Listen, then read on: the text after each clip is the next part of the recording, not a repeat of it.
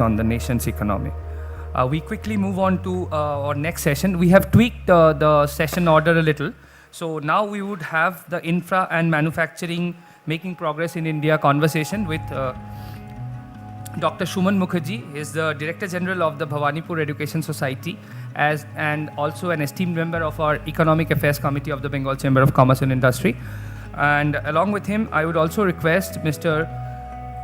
Shomolendro Ghosh, who is the Director, Infrastructure Practice, KPMG Advisory Services Private Limited, to please come up on the dais.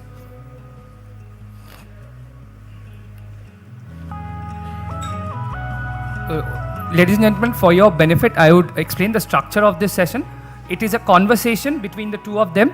So, however, at the end of it, if time permits, we would take questions, but that I leave on to Dr. Mukherjee, and I would request Dr. Mukherjee to take the session forward.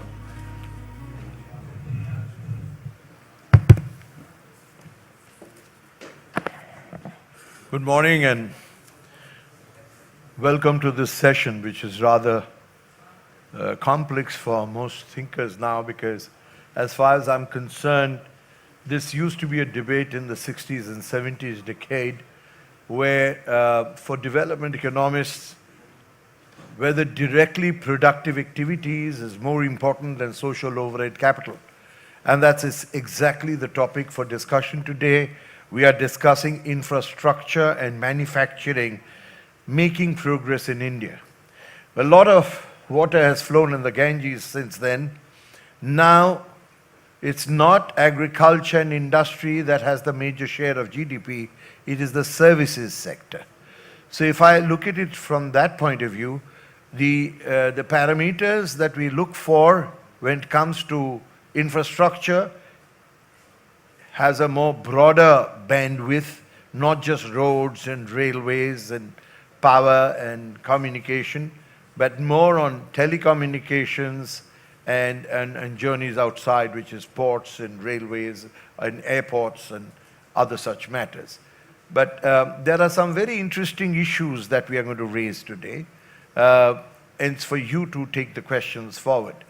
I'll give some brushstrokes on major issues that are to be discussed, and I'll leave it to a professional who's on the line now to take this matter forward.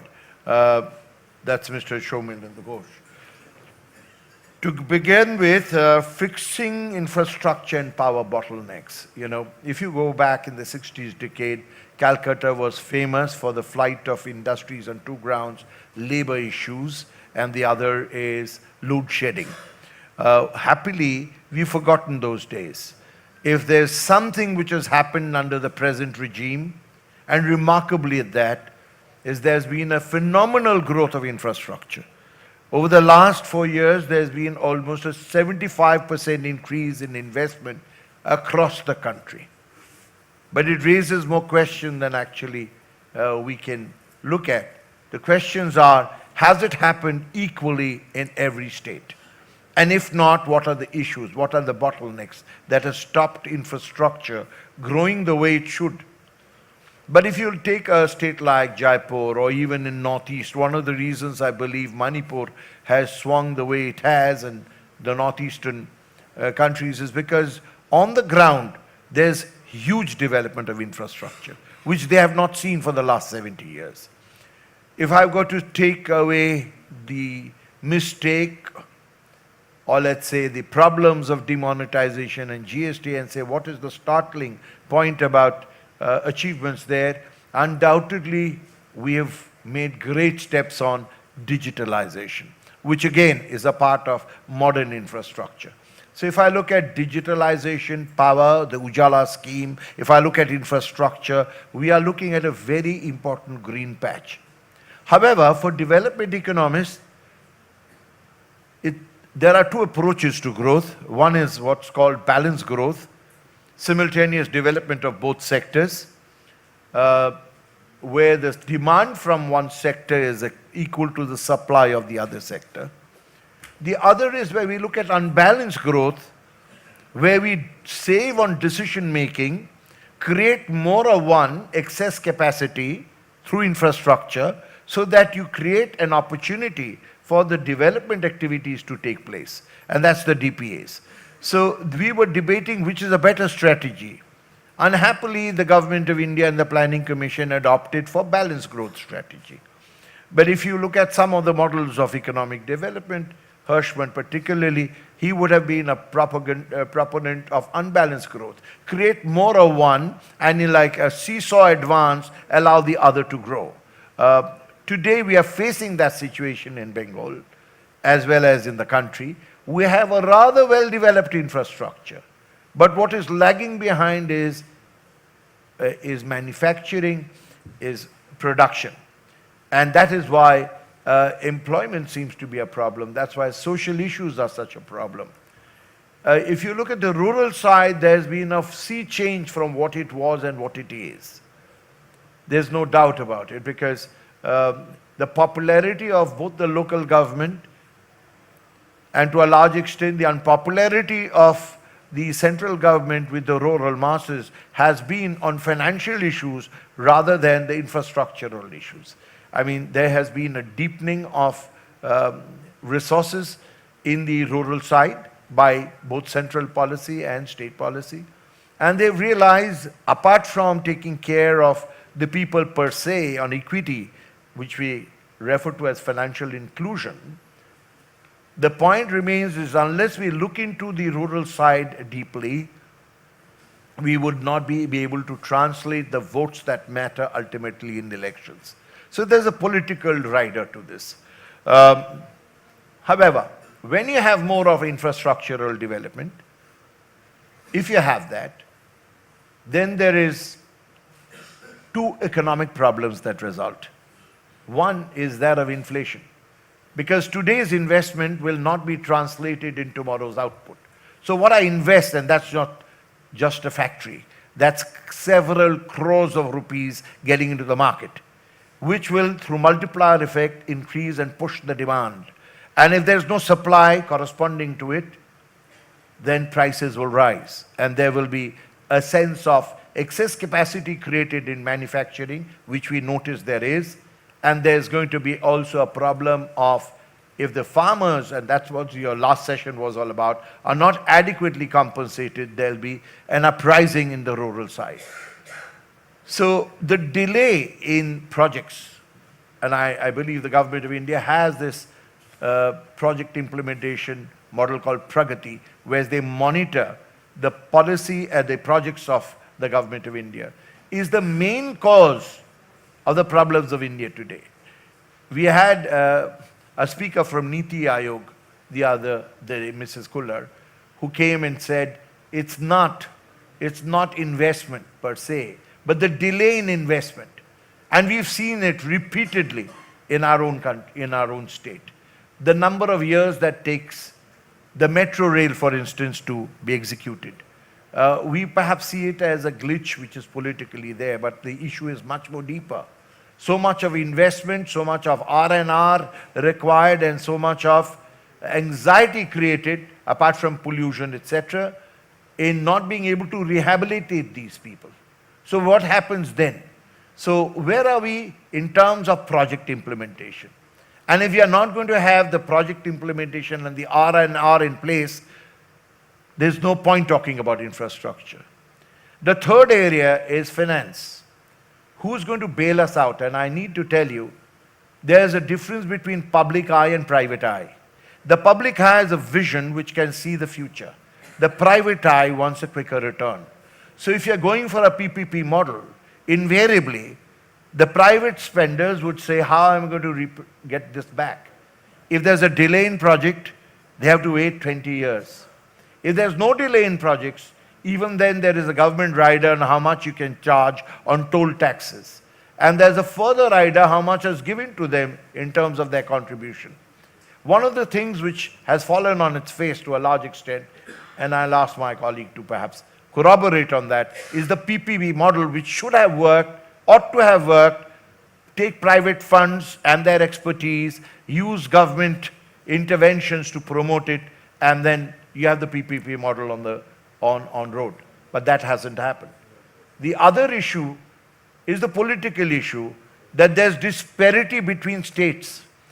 If you look at Jaipur and Rajasthan, you understand there has been a kind of a wizard playing there in terms of infrastructure. Northeast has made a difference. When you look at the entire country, there's a huge difference in terms of infrastructural growth. It hasn't happened in the East. Within East, you go to Orissa, you have a different feeling. In West Bengal, you don't have that feeling. And there you find that land has become an issue. Now, it raises a very important issue. Is individual rights more important than public rights? When you do it for the country, when you do it for the state, when you do it for the nation, and there's a national highway, do we give primacy to private rights and say it's your land, so you have a right to refuse it? And then you have land sharks who escalate the price and make a project totally unviable, ungettable. So there is this issue which is in public-private contribution as well as in implementation. The issue is how do you get the things off the ground? And finally, what are the diverse funding mechanisms we can use?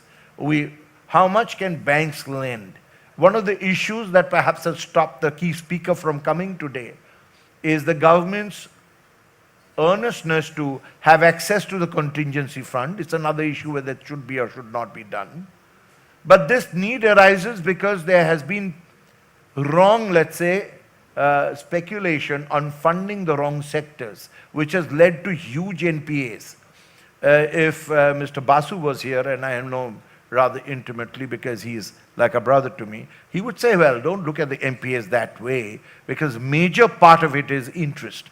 If you take that away, NPAs are not so large. It's the principle that's large. But be that as it may, should we be funding a person who's not been able to repay his debts again and again on the claim that this will bail him out? It's like putting water in a gutter to get the rubbish out. And all that water has got clogged and the sewage is overflowing. What has happened? There are not enough funds for the banks to lend for private sector. On manufacturing, the real issue is, and that's where we move on to the DPAs. This is about social capital. If we move on to the DPAs, directly productive activities, where are we in terms of international comparisons? You know, we talk about lean manufacturing, Industry 4.1. What is the reduction in the cost turnover that we've been able to do in our industries? Now, why is that important? Because we are still not halfway down the line of China and they compete with us in the international market. Where is the 5 S's with us? Where is the quality with us? Where is the pricing with us? Where is the market reach? How is our trade embassies promoting our growth?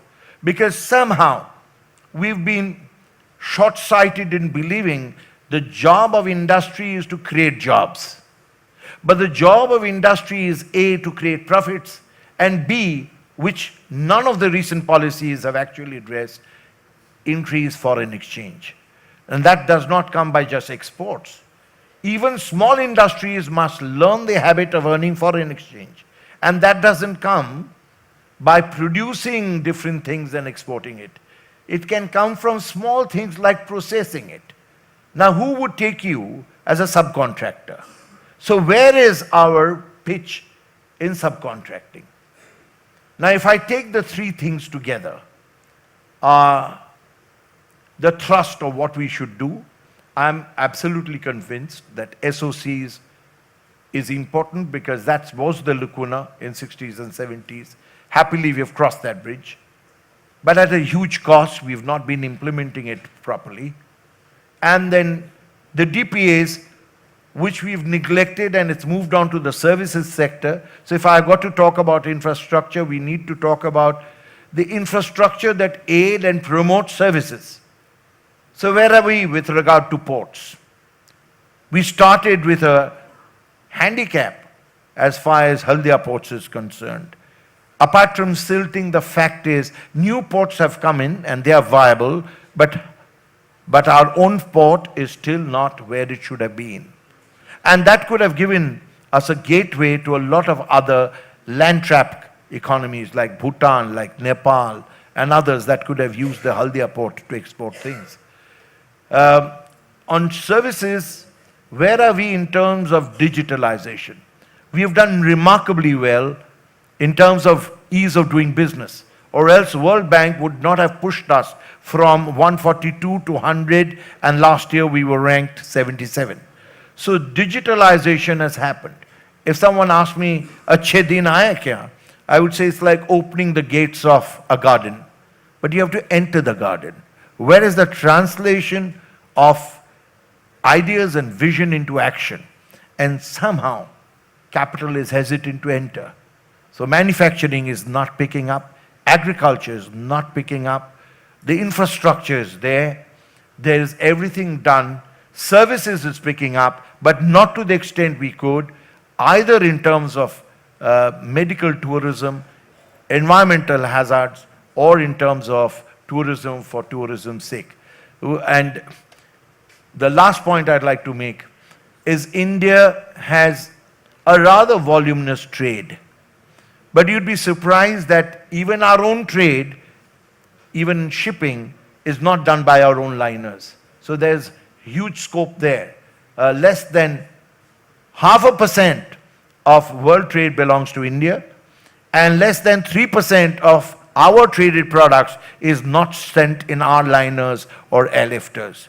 So the scope is enormous. On one hand, you have Dum, where the major liners are no longer landing here. We have Asian and Arabian lines, more or Middle Eastern lines here. But the major ones have stopped coming here for lack of business. Now this could be an opportunity we could have created to health and education and others, but that's another matter on planning. We are not entering into that. But do we have the infrastructure and, let's say, education to attract students here? The other day I asked CM this. When we were young, Calcutta was a destination for knowledge. Today we have the brightest students leaving the state. So how do we restrict them? And I can tell you, a lot of it has something to do with infrastructure. On these notes, let me now turn to my colleague and ask him for his views, and then I'll ask you to interact with us to the best of our ability. We'll try to address our issues. This is like talking about the Mahabharata in 10 minutes. So that's the gist I could give on the issues of concern. But let's turn to Mr. Ghosh for his comments on this. Yeah, thank you, Dr. Mukherjee. Infra and manufacturing both are such a diverse topics that it takes actually ages to cover this, both the sides of it. It's also linked to progress of the country, and hence we have to somehow tie these three things. Dr. Mukherjee has elaborated on many of these issues which is plaguing us today. Now, just to give some thoughts from my side, what I have found that we have, as a country, focused a lot on infrastructure creation because we didn't have adequate infrastructure.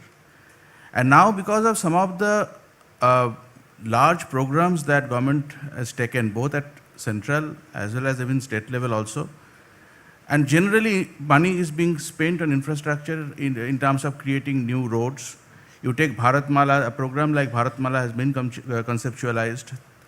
Sagarmala, which is focusing on port-led development in the model of China. We are talking of finally spending significant amount on river cleaning, creating wastewater and water infrastructure. So infrastructure spending has gone up, and governments have increasingly spent more and more money and time and effort. But what is still lacking is translating those benefits to the final user. So that's a critical area that we have to address, and this is happening both at the infrastructure utilization level and as well as infrastructure delivery level, in the sense that when you are creating infrastructure, initiating projects, whether the projects are getting delivered as per the standards, whether it is serving the end result that was initially intended. Just to give an example, huge amount of money has been spent over the years on creating STPs along the river Ganges. No significant impact has been seen on the quality of water.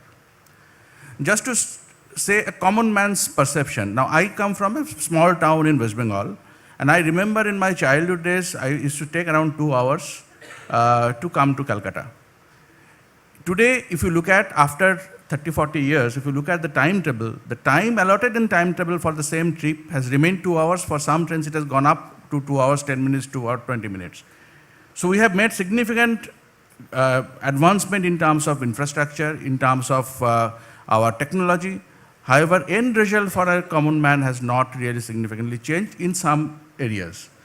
On the other hand, if you look at telecom infrastructure, anybody will accept that what it used to be 10 years, 20 years, 15 years back has significantly changed. So ultimately, creating an infrastructure is not the end result. Deliver the benefits, deliver services, and delivering economic outputs is the key result that we should look for. Some of the issues that came to my mind in terms of infrastructure delivery and implementation. One is not involving the stakeholders in designing the infrastructure. That's one critical area. Whether it's a smaller infrastructure at ground level or a large program, we have seen that these programs are often delivered sitting in Delhi without keeping adequate ground reality in mind, without adequate consultation with the states. Even sometimes when state is delivering a project, it is not consulting with the local bodies or local level representatives. This creates an infrastructure for which there are no takers. We can give n number of examples of such projects. We have seen a lot of Krishak mandis coming up in different parts of the state. Some are well utilized, some are not utilized, because it's kind of a one-size-fits-all kind of approach that was taken. Similarly, there are many examples. We have our Durgapur airport. For various reasons, such a wonderful airport, made as per best standards, is lying almost idle. So, asset creation is one thing, utilizing it is other thing, and for utilization, we need stakeholder consultation at the time of asset planning and designing. The other important element which Dr. Mukherjee mentioned is financing. Now, financing has become a key constraint, and we have seen different financial models, financial project delivery models that has come up in the past. We had most of the projects coming through EPC at one point in time, but government didn't have fund for running so many projects on EPC, so PPP became the fad of the day. Then suddenly, in certain sectors, people saw a new model coming up, which is hybrid annuity, because PPP started failing. Now, once hybrid annuity started to be implemented in first 1 or 2 years, organizations like NHAI shifted from 10 to 15% of their projects to 70 to 80% of their projects on hybrid annuity. So the entire basket of projects changed from EPC and PPP to hybrid annuity. What we have to keep in mind that each of these models has got its plus and minus. It's not that one particular model will fit all types of projects. And it is very important to have a judicial selection of project model for every infrastructure project, and that needs detailed consultation as well as detailed planning. It's very critical to study every model and understand its positives and negatives and fit it for the project that it is intended for. So these two critical elements I think I should highlight. There are many other points which the country needs to address, including disparity in infrastructure creation and management. These are also linked to project planning, as I mentioned. If the states are not taken into account, the demand side is not taken into account, and infrastructure is created, then there is bound to be inequality and gap in infrastructure utilization. Right. We have to wind up because there's a shortage of time. We can take a couple of questions, I'm told, so I'd be happy to have you ask questions on this. Any questions? Well then, to wind up, I do encore whatever he said, I mean, particularly on stakeholders' involvement and the problem about Durgapur Airport, which has been set up with consultation with Singapore, which is one of the finest airports. But if you ask me why Durgapur hasn't come in, we go back to that question of location, where the locational economics involved in it, which involves transport economics. How do you reach that airport, let's say, from Calcutta. Had this been USA, that's the normal distance that you would have to travel to get into an airport scenario. It's not so far. Even in Hyderabad, you travel almost about 60, 70 kilometers to go to the latest airport. So this is not such an issue.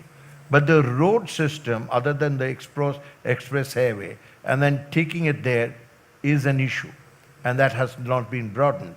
And there are no transport facilities that take you there. Yes, on the financing issues, we've had a lot. But I think the problem is with the people. Because when we decide on, let's say, the choice of the government, we are always deciding governance issues. We never decide the delivery issues. What has been the performance in terms of what has been created, in terms of assets? So I think we need to educate ourselves and the people through press and media on what has actually happened and what are these issues. So I'm pained that you didn't ask these questions, but I think there is want of time. But the issue remains, if all states are not going up at the same time, that itself will be a problem. Years ago, on our Ministry of Finance project, when economic reforms first took place, I was privy as a professor of XLRI to be in charge of that project, and I interviewed some of the top people in the country. Manmohan Singh, my teacher, and Jyoti Basu, Chidambaram, and eastern region where my study was with Biju Patnaik. Now, when I met Mr. Biju Patnaik and I questioned him that you're going back to mines and plantations, which is environmentally dirty, his reply to me was, as a politician, my job is to seek jobs for my people. So if central fund is not coming in here, it's my job to allow an Australian firm to do an aeromagnetic survey and discover what are my resources they can tap with the first point of refusal. And he says, if you are not going to take care of backward states and backward regions, mark my words, which I kept in my report, India is moving towards a United States of India. It's not going to be the structure that you know.